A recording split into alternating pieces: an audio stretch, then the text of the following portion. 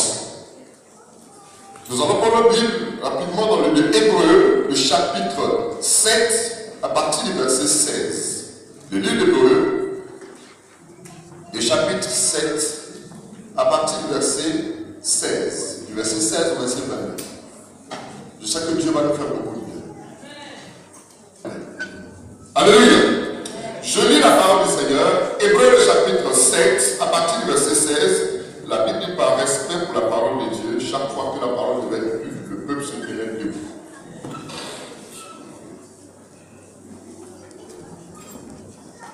Car là où il y a un testament, il est nécessaire que la mort du testateur soit constatée.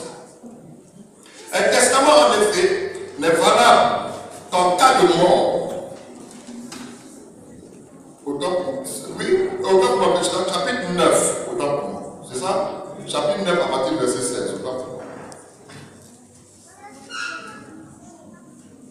Le livre de Hébreux, le chapitre 9 à partir du verset 16. Car là où il y a un testament, il est nécessaire que la mort du testataire soit constatée. Un testament, en effet, n'est valable qu'en cas de mort. Lorsqu'il y a, en effet, n'est valable qu'en cas de mort, oui, puisqu'il n'y a aucune force tant que le testateur vit. Voilà pourquoi c'est avec du sang que même la première alliance fut inaugurée. Moïse, après avoir prononcé devant tout le peuple tous les commandements de la loi, prit le sang des veaux, des boucs, avec de l'eau et de la laine écarlate et de l'hysope, et il fit l'aspersion sur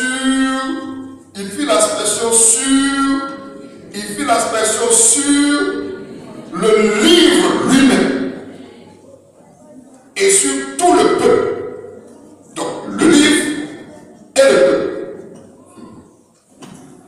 Quelqu'un m'a compris? En disant, ceci est le sang de l'alliance que Dieu a ordonné pour vous. Il fit pareillement l'aspersion avec le sang sur le tabernacle et sur tous les ustensiles du culte. Et presque tout, d'après la loi, est purifié avec du sang. Et sans effusion de sang, il n'y a point de pardon de péché. Je dis alléluia. Pourquoi est-ce qu'on va parler du sang ce matin? Parce que le sang en lui-même, c'est un mystère. Le sang est mystérieux. Et si tu ne comprends pas les éléments qui sont rattachés à cela, tu risques de te poser beaucoup de questions. Aujourd'hui, on a l'habitude de comprendre, de ne pas comprendre, par exemple, pourquoi est-ce que des sacrifices sont faits, pourquoi est-ce qu'on demande le sang, pourquoi sang. Et aujourd'hui, on se retrouve quelque part à rentrer dans certains rites, sans toutefois comprendre pourquoi est-ce qu'on demande tel sacrifice. Et aujourd'hui, de nos jours, pourquoi est-ce que le sang de Jésus aussi a une poigne? Quelqu'un m'a pas dit là. Alléluia. Donc pour cela, il va falloir que je comprenne quelque chose. Pourquoi le sang? Et puis qu'est-ce que le sang?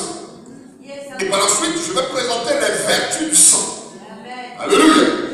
Et je crois que si tu comprends cela, tu pourras utiliser le sang comme une arme, comme une puissance pour déloger, détruire tous les plans que l'ennemi a mis en place.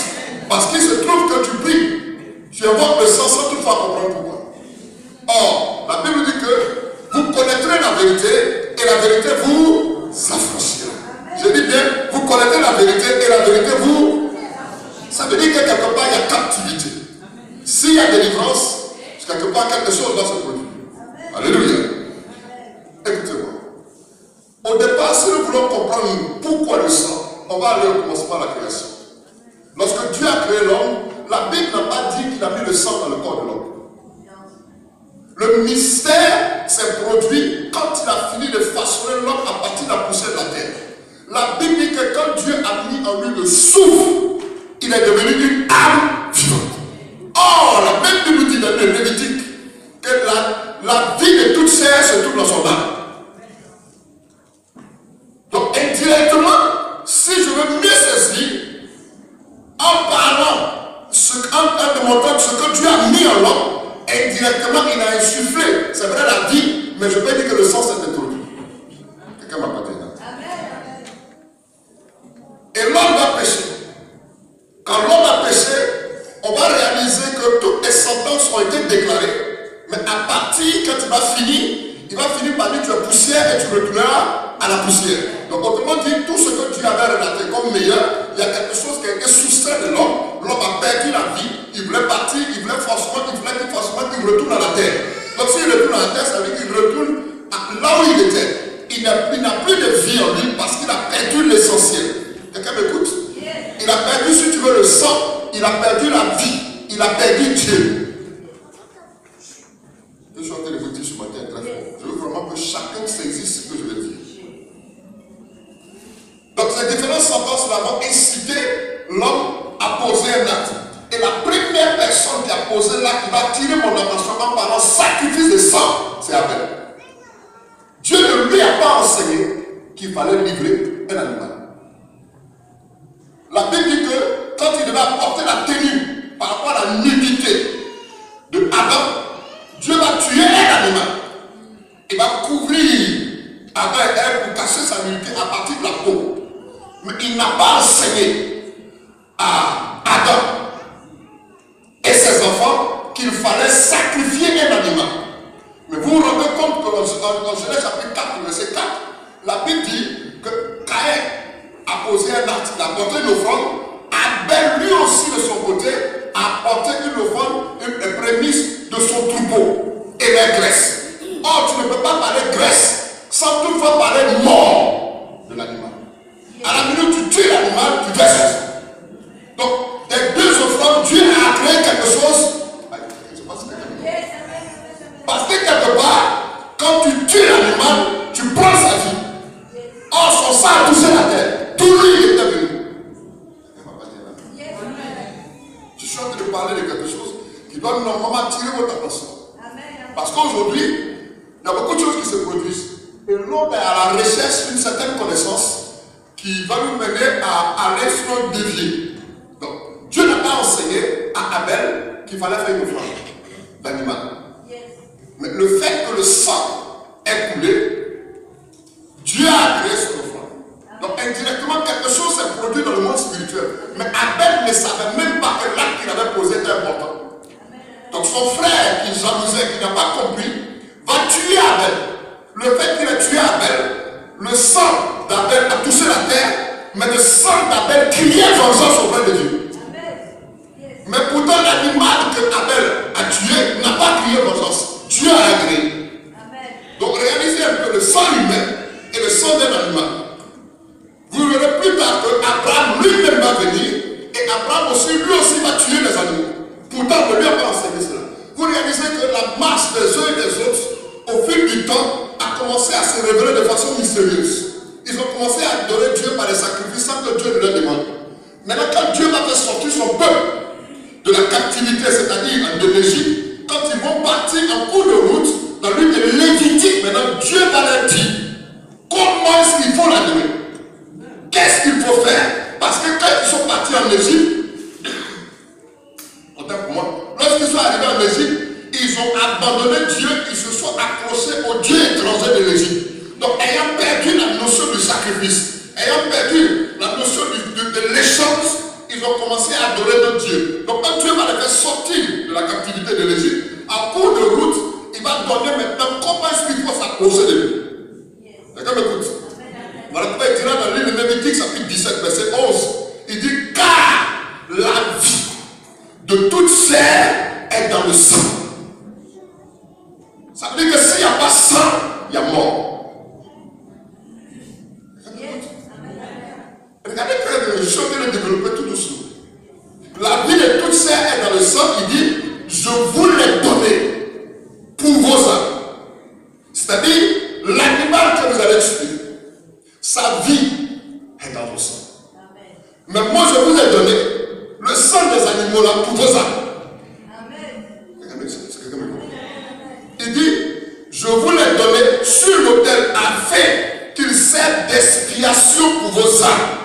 Car c'est la vie, c'est par la vie que le sang fait expiation. Donc quand je donne le sang, je donne la vie d'un animal à la place de la mort qui doit battre. Comment ça s'est passé? Je viens. Chaque fois que le peuple d'Israël péchait, qu'est-ce que le Seigneur fait? Il leur dit, il va falloir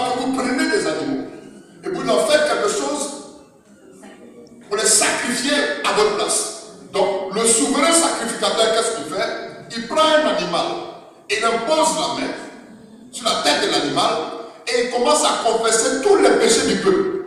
Quand il finit, il égorge.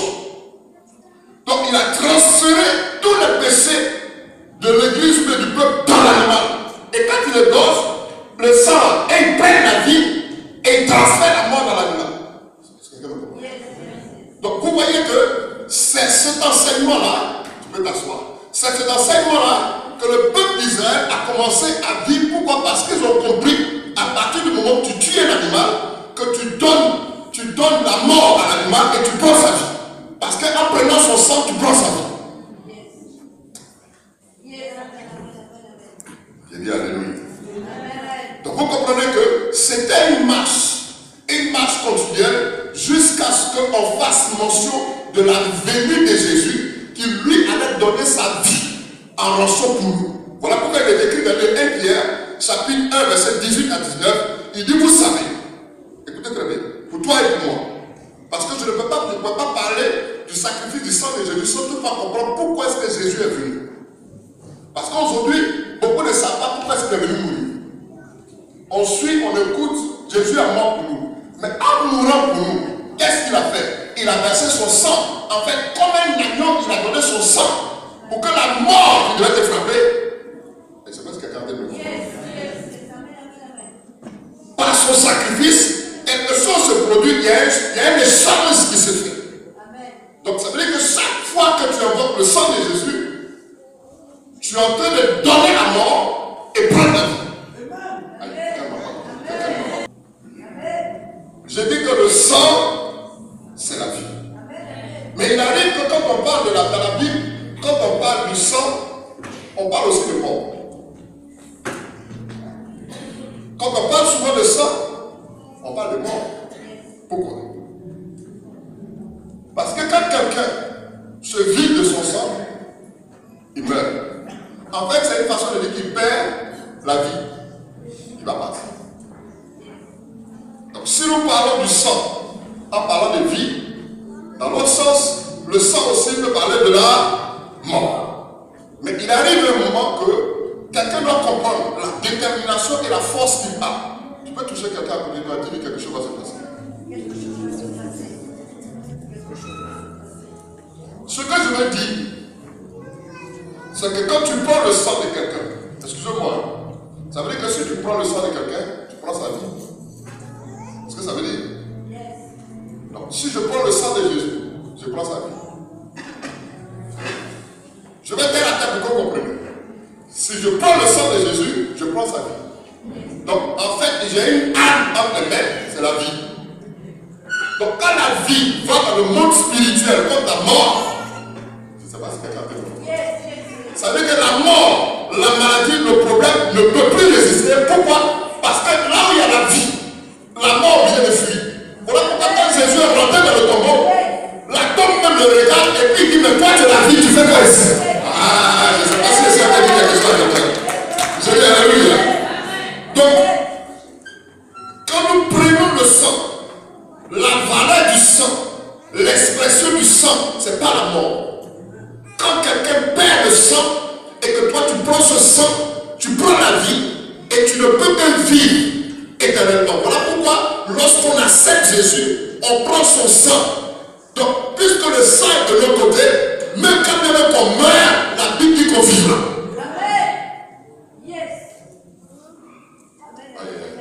Je ne sais pas si c'est trop lourd. Si quelqu'un ne comprend pas qu'il aime la main, je vais expliquer. Ah là là là là là. Écoutez-moi. La mort est vaincue. Parce que quelqu'un a donné sa vie. Donc si Jésus est de ton côté, c'est que la mort dans tes activités, la mort dans ton corps, la mort dans ta maison, la mort dans tous les aspects de ta vie, dis à quelqu'un, ça doit disparaître. Tout ce que quelqu'un dit, ça doit disparaître. Pourquoi je dis ceci?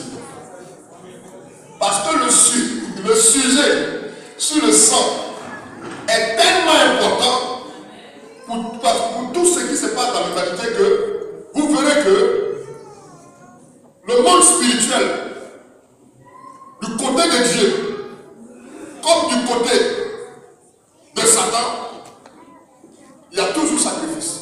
Il y a problème de sang. Écoutez-moi très bien. Il y a problème de... Parce que les satanistes utilisent le sang. Mais ils vont utiliser quel sang? Soit le sang d'un animal, parce qu'ils ont copié ce que le Seigneur avait demandé. Mais jamais le Seigneur n'a demandé le sang d'un homme. Donc ils vont utiliser le sang des animaux et le sang humain.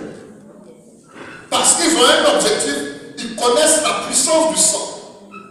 Si quelqu'un arrive à atteindre ton sang, il atteint la vie. Voilà pourquoi vous verrez que dans le monde spirituel, vous vous retrouvez à combattre, vous vous retrouvez à faire certaines choses, même souvent quand il veut vous initier, il vous donne une partie du sang. Aïe, je ne vais pas rentrer dans ce domaine-là. Quelqu'un de l'autre. Soit ils vont te donner une nourriture, mais la nourriture n'est jamais cuite, elle est fraîche. C'est une viande. En fait, c'est pour que tu tousses à quelque chose qui est un sang, pour rentrer en alliance avec. Ce moment, le temps dans lequel nous sommes, c'est la fin de l'année. Pourquoi est-ce que généralement, en fin d'année, il y a beaucoup d'accidents? Pourquoi en fin d'année, vous réalisez qu'il y a beaucoup de problèmes qui se passent, il y a beaucoup de morts? Parce que dans le monde spirituel, ils ont planifié un temps, un moment où ils sont obligés de poser un acte, initier des gens, c'est-à-dire prendre le sang pour aller acquérir la vie. Parce que plus ils prennent le sang, ils prennent ta vie, ils ajoutent à l'heure. À la leur. C'est ça, non? Pas français. Alléluia. Dis à quelqu'un, ça va aller. Donc, comprenez que il y a quelque chose de mystérieux là.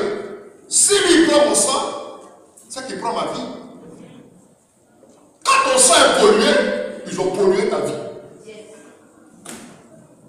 C'est parce que quelqu'un dit non. Voilà pourquoi il y a des attaques nocturnes qui ont pour objectif d'atteindre votre vie. En fait, atteindre votre vie, c'est atteindre votre sang. Et une fois qu'ils ont réussi le pari, c'est fini. Qu'est-ce qu'ils vont faire? Ils vont même inciter certaines personnes en faisant des propositions. Le côté sataniste.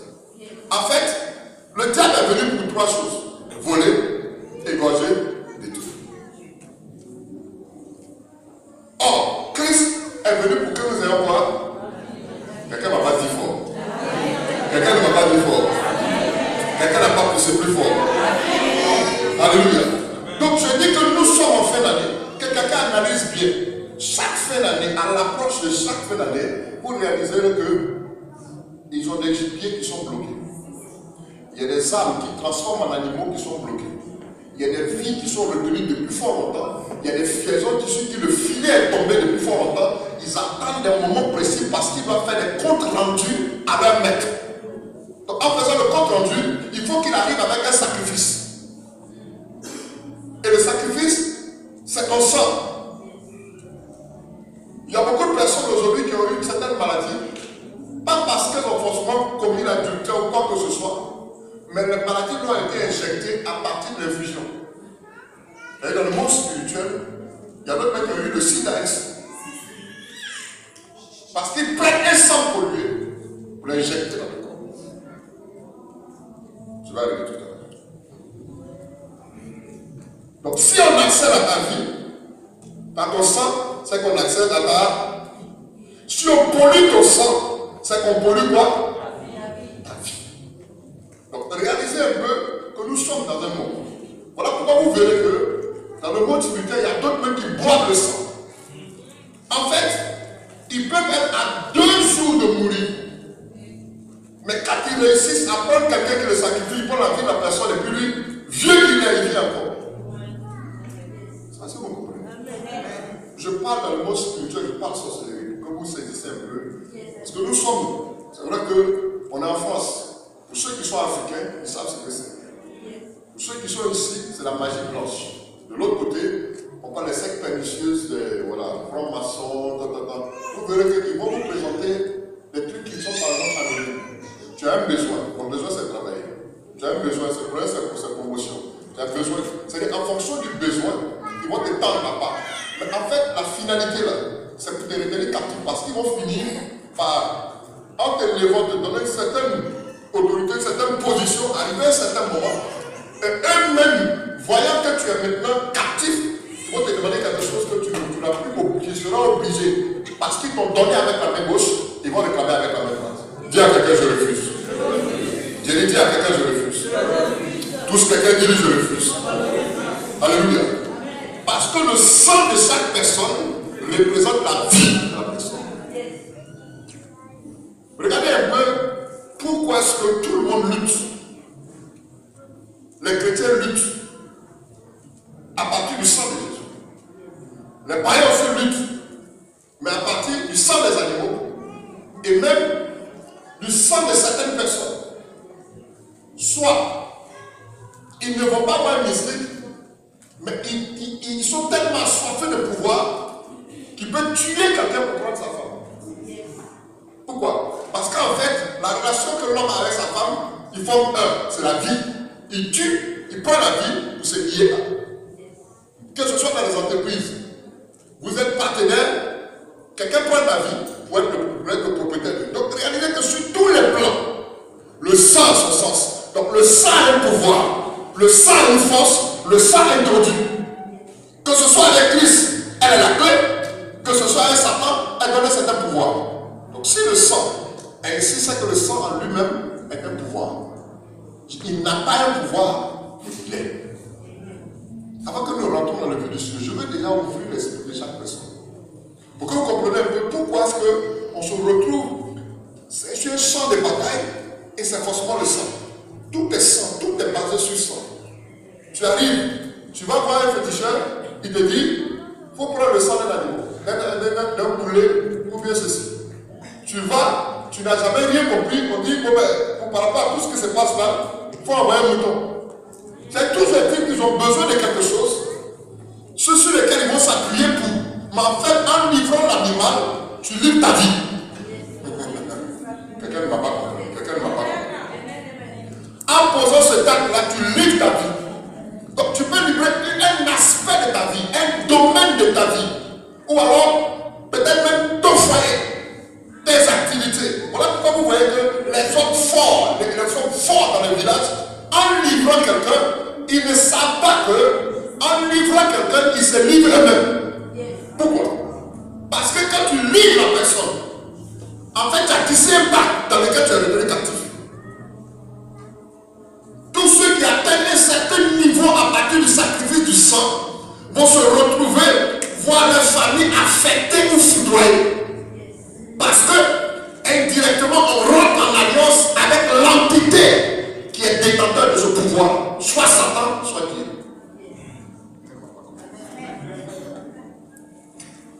Je ne sais pas comment on fait comprendre. J'ai besoin de Johnny. Arrête-toi.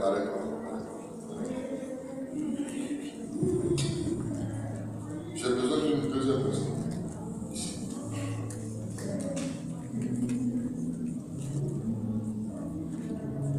Mets-toi sur le côté de ta fille. Voilà.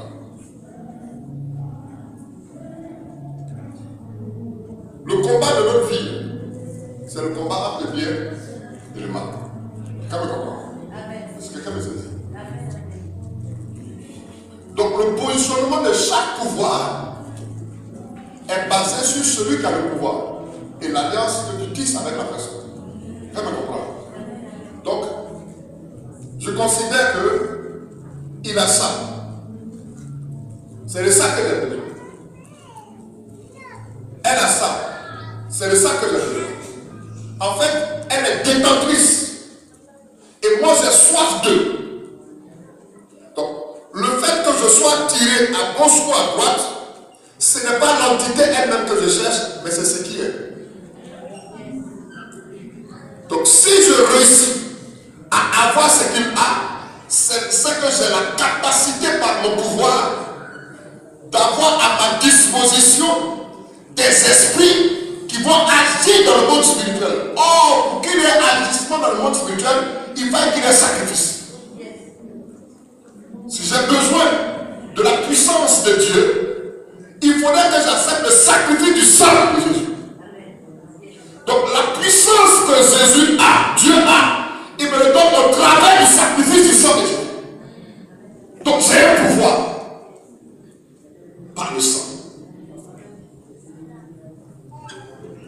Si je veux acquérir certaines positions dans le monde spirituel et le recouvert du sang de Jésus, je refuse.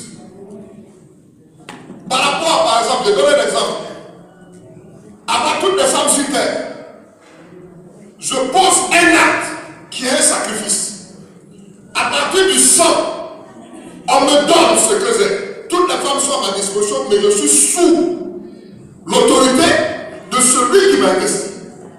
Or, par le sang, le sacrifice du sang du côté de l'ennemi, le diable vient pour trois choses: voler, égorger et détruire. Donc quand il te donne la voiture, il te donne la femme, il te donne la position, il te donne le pouvoir, derrière ça, c'est pour t'égorger, te voler et te détruire. Parce que quand bien même qu'il t'a donné au prix du sacrifice que tu as fait, la femme peut se retrouver ne pas enfanter. La femme peut se retrouver dans certaines positions. Tu vas voir que la bénédiction que tu crois être une bénédiction est suivie de chagrin. Donc il te donne avec la main gauche, mais il ne te donne pas entièrement, il crée un manque. Pour que tu reviennes encore, que tu donnes encore, en donnant, c'est ton foyer. En donnant, c'est ton travail. En donnant, c'est ta maison. En donnant, c'est ton corps. En donnant, ainsi de suite, tu lis toute ta personne. Mais tu vas atteindre certains niveaux, mais tu ne sais pas qui est en dessous. Quelqu'un m'écoute? À partir du sacrifice du sang. Donc le sang appelle le pouvoir. Vous pouvez vous asseoir. Quelqu'un m'écoute? Je peux dire que le sang lui-même c'est un pouvoir, mais il active. Il active la puissance dans la vie de quelqu'un parce que seulement il s'est allié avec quelqu'un pour.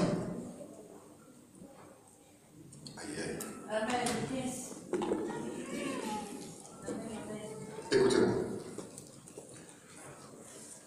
Si tel est le cas, je comprends que le sang est un pouvoir, le sang est une force.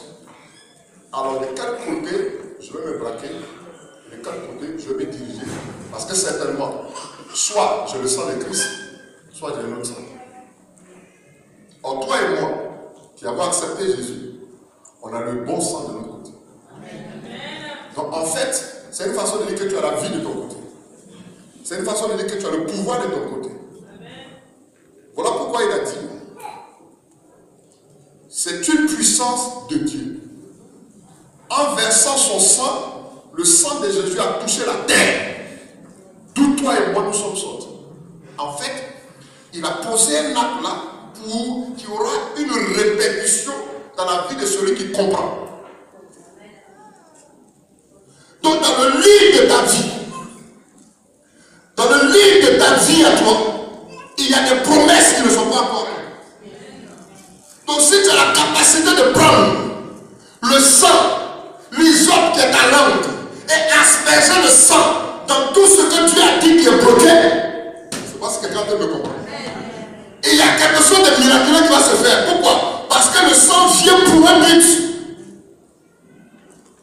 Régénérer, nettoyer, polir et te redonner ce que tu as perdu. Quelqu'un ne m'a pas dit non.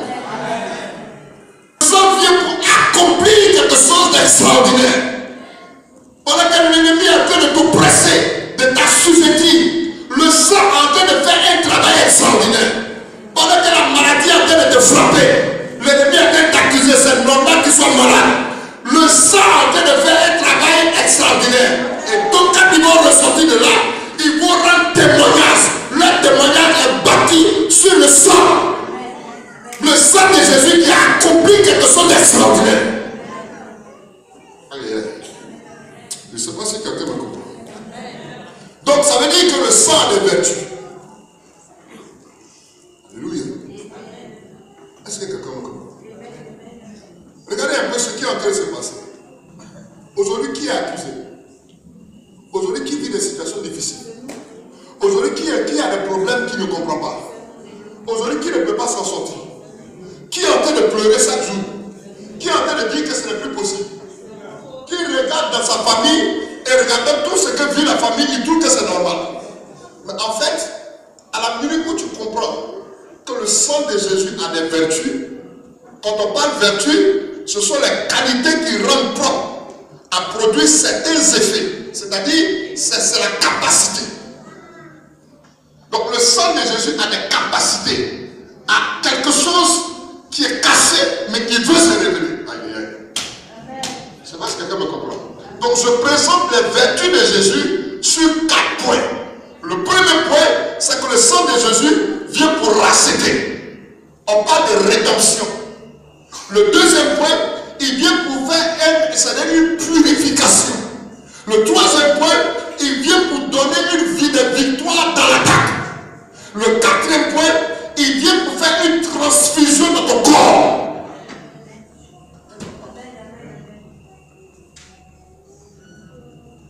Quand on parle rachat, ça a son importance. Parce que la rédemption, c'est quoi? Quand on parle rédemption, on parle rachat.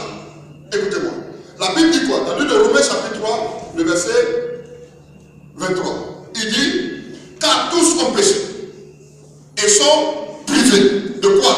De la gloire. La gloire qui appartient à qui? À Dieu. Il dit, car tous ont péché et sont privés de la gloire de Dieu. Et ils sont gratuitement justifiés par la grâce. Il dit quoi? Par le moyen de la rédemption. Donc il y a rachat. Ça veut dire qu'il y a vie, il y a mort pour vie. Toi qui devais normalement mourir, quelqu'un donne sa vie. Il meurt, et puis sa vie, il te la donne. Je veux que quelqu'un me comprend. Donc en fait, il y a un rachat. Tu n'as rien fait pour mériter cela, c'est parce qu'il t'a aimé, qu'il a produit cela. Mais pour que l'ennemi puisse l'avoir, il va dire, comme ton père a demandé le sang, moi aussi je veux ton sang. Quelqu'un m'écoute? Donc premièrement, ça parle de rachat.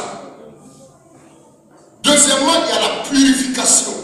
Selon Hébreux chapitre 7, verset 22, il dit presque tout est purifié d'après la loi. Presque tout d'après la loi est purifié par le sang. C'est ça, non? Donc ça veut dire qu'il n'y a plus de projet de malheur. C'est ce que ça veut dire. Ça veut dire que dans ton lit de vie, il y a quelque chose qui s'est passé. Ça veut dire quoi? Ton mariage, ton diplôme et tout ce qui était bloqué dans ton lit de vie, par l'aspersion du sang, il y a une purification qui est faite. Donc une fois que tu es pur, aux yeux de Dieu, il y a quelque chose que tu reçois. Aïe. Et qu'est-ce qui te donne le privilège d'avoir accès? C'est le sang. Ça veut dire que Christ est prêt. Il est prêt à donner sa vie. Il a donné sa vie pour que tu vives. Et tu as un profit. Et très souvent, tu te déconnectes de la scène qui doit te nourrir. Voilà.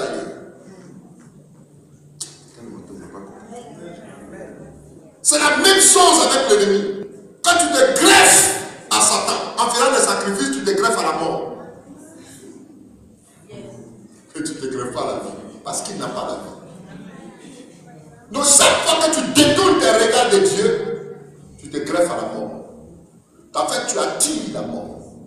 Or, quelqu'un n'est pas appelé à vivre la mort, si je peux m'exprimer ainsi.